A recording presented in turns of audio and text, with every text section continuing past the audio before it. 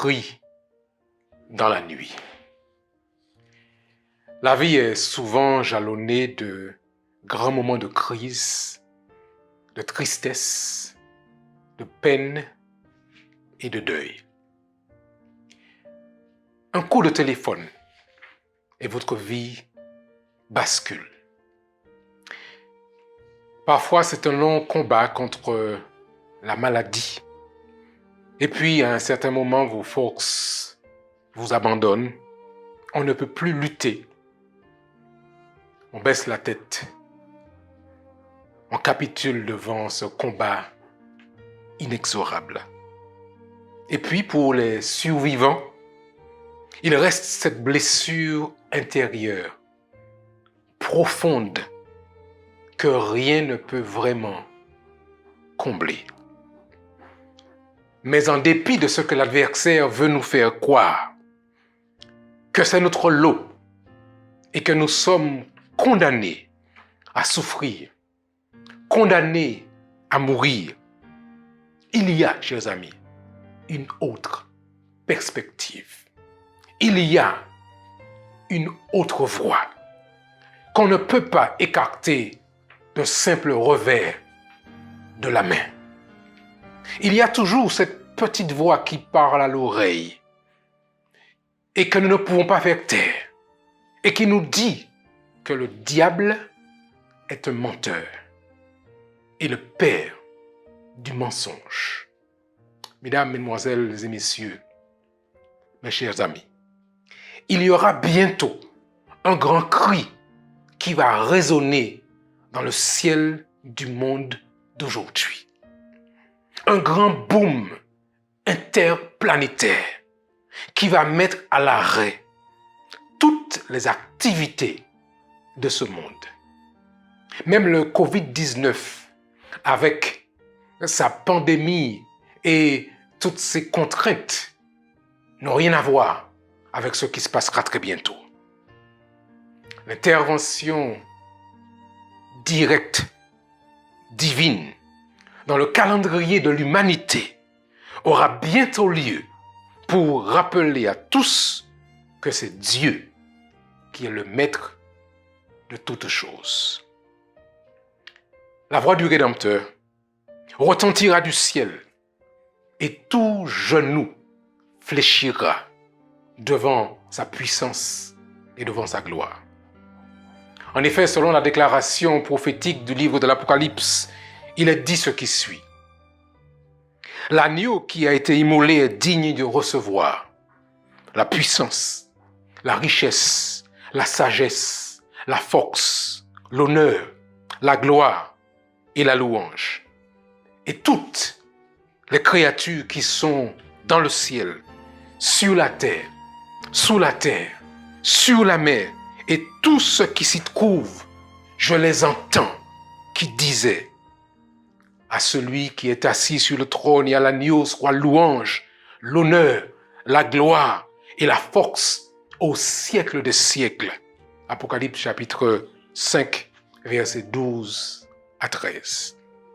Bientôt, mes chers amis, nous entendrons la voix du Sauveur debout disant « Ça suffit.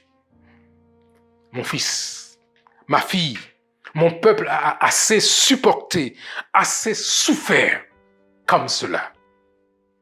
Assez de larmes, assez de pleurs, assez de tristesse, assez de jeunes Africains qui meurent dans la Méditerranée, après que des milliers soient morts avant eux dans l'océan Atlantique pendant ce sinistre marché triangulaire. Assez de femmes battues à mort par un mari ou par un conjoint ivre, rempli de violence et d'amertume. Assez d'enfants abandonnés, mourant de faim et de soif, se demandant pourquoi cela leur arrive.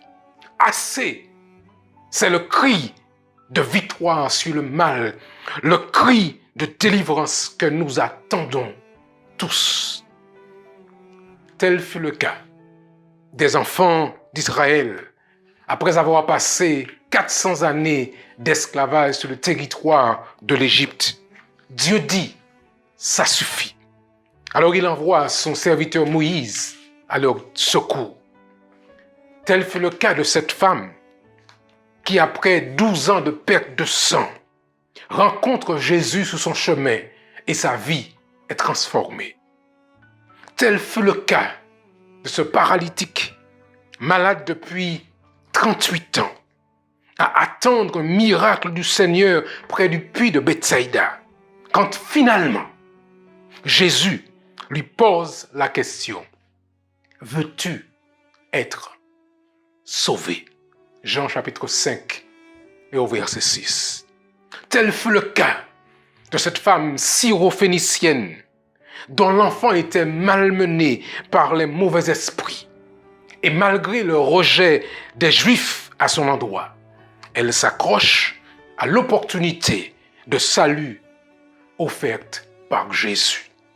Tel fut le cas d'hommes nombreux et de femmes nombreuses qui ont découvert la libération en la personne de Jésus-Christ.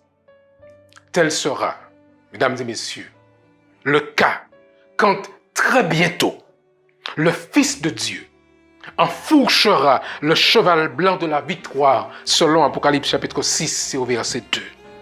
Alors, tous les damnés de la terre, tous les oubliés, à tous les méprisés, à tous ceux qui en ont bavé, tous ceux qui ont creusé des galeries à la recherche d'or, de diamants, de pierres précieuses telles des rats, pour vivre dans une pauvreté abjecte, au grand mépris des riches et des dirigeants de ce monde d'aujourd'hui.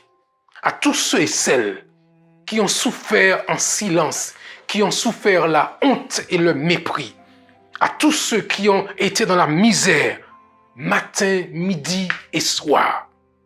Je dis à tous ceux-là, prêtez l'oreille et écoutez. Bientôt vous entendrez un cri dans la nuit. Très bientôt, sa voix retentira pour faire justice, pour rendre à chacun selon ce qu'est son œuvre.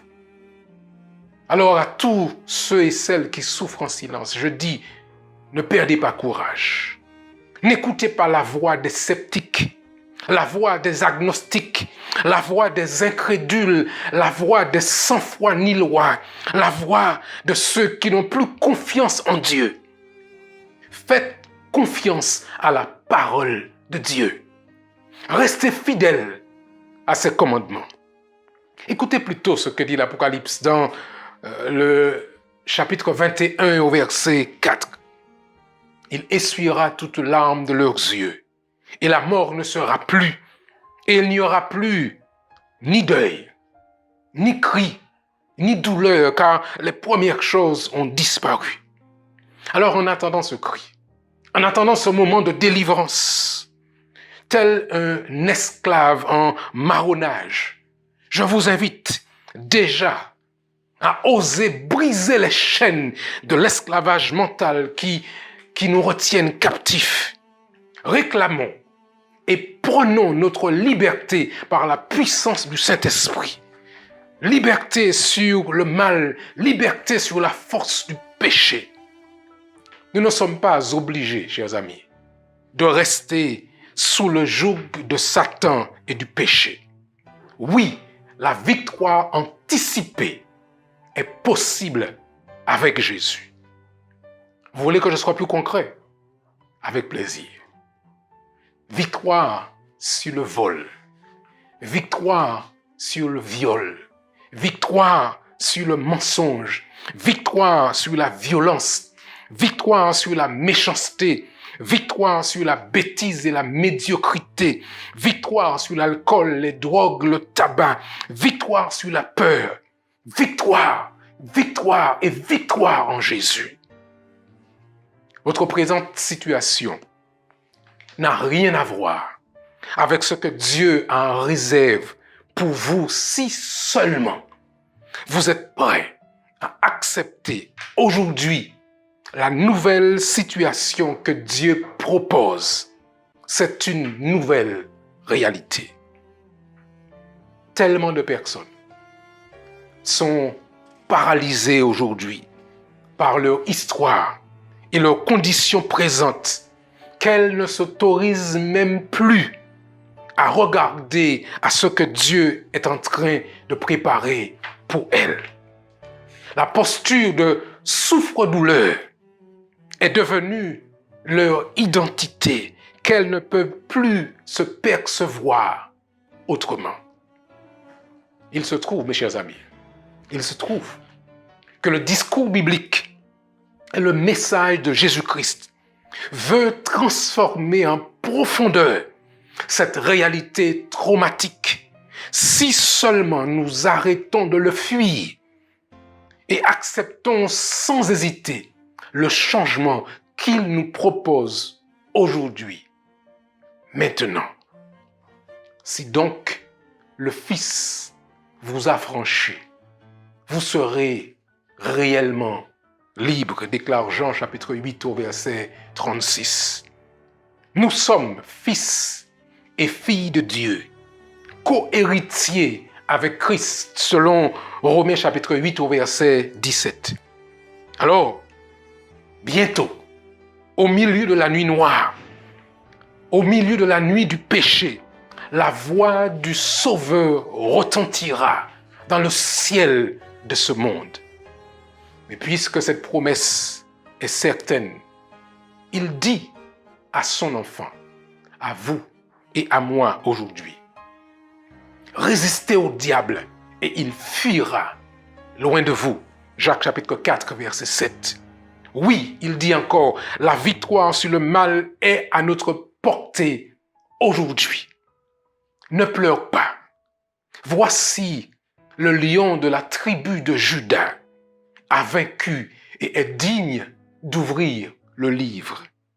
Bientôt, selon les paroles de l'apôtre Paul dans 1 Thessaloniciens chapitre 4 verset 16 et verset 17, mise en musique au cri de minuit, quand Jésus viendra sur les nuées nous appeler, tous les morts en Christ seront ressuscités.